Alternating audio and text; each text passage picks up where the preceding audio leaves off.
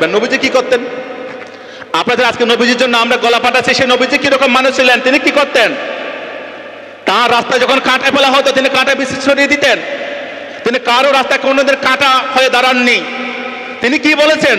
তিনি বলেছেন যে তোমার প্রতিবেশী তিনি ইহুদি হতে পারে, তিনি কুরাইশ হতে পারে, তিনি নন মুসলিম হতে পারে, কিন্তু তোমার প্রতিবেশী যদি নাকিয়ে ঘুমিয়ে থাকে, তুমি যদি খাও সেটা তোমার জায়েজ হবে না। কত বড় কথা যে তুমি তোমার প্রতিবেশীকে ভালোবাসো, তোমার প্রতিবেশীর প্রতি তুমি সম্মান করো। এই রকম কথাগুলো নবীজির মুখ থেকে বেরিয়েছিল।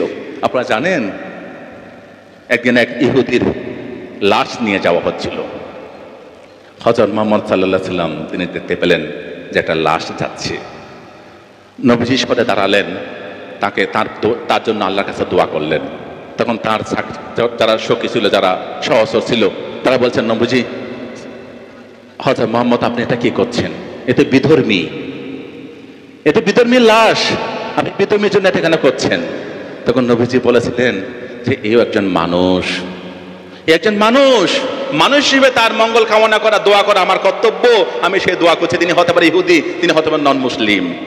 তো সেই যদি সেই রকম আমাদের নবীজির প্রতি যদি অসম্মান করা হয়, কুরুচিকর মন্তব্য করা হয়, তাহলে আমরা কখনো চুপ থাকতে পারি না। এটাই মাথা রাখবেন। এই বাংলায় আমরা হিন্দু, মুসলিম, বৌদ্ধ, খ্রিস্টান, জৈন, শিখ আমরা একতাবদ্ধ হয়ে আছি, একতাবদ্ধ হয়ে থাকবো।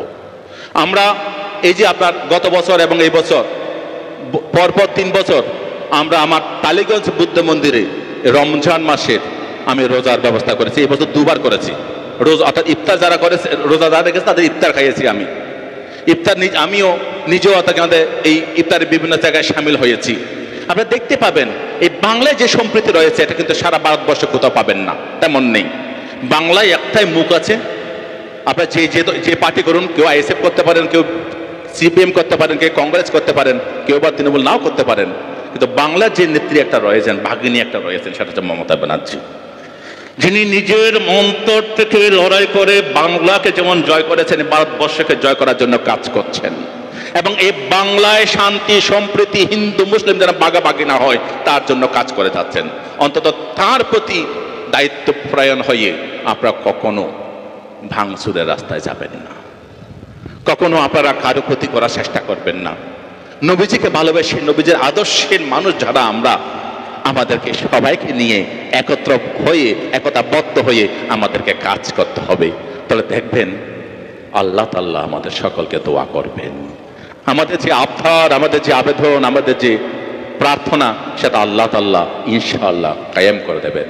আপনারা সকলে সেইভাবে তৈরি থাকবেন যে এইরকম সম্প্রীতি, ভালোবাসা, প্রেম, এগুলোর মধ্য দিয়ে আমরা মানুষকে জয় করব।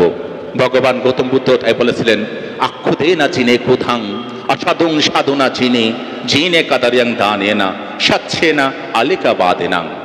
যে ভগবান গৌতম বুদ্ধ বলছে, হিংসা দ্বারা হিংসাকে জয় করা যায় না, ভালোবাসা, প্রেম, মৈত্রী দিয়ে হিংসাকে জয় করতে হয়।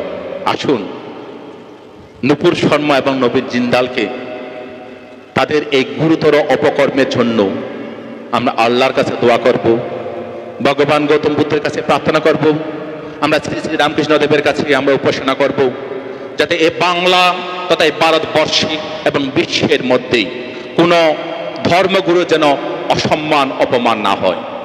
আজকে দেখতে পাচ্ছেন আমেরিকা পর্যন্ত গতকাল ভারত সরকারকে সতর্ক করেছেন যে ধর্ম নিরপেক্ষতা নষ্ট হচ্ছে।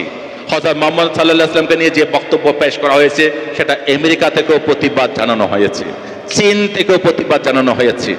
প্রায় 68টি দেশ প্রতিবাদ জানিয়েছেন, শুধু আরব কান্ট্রি নয়।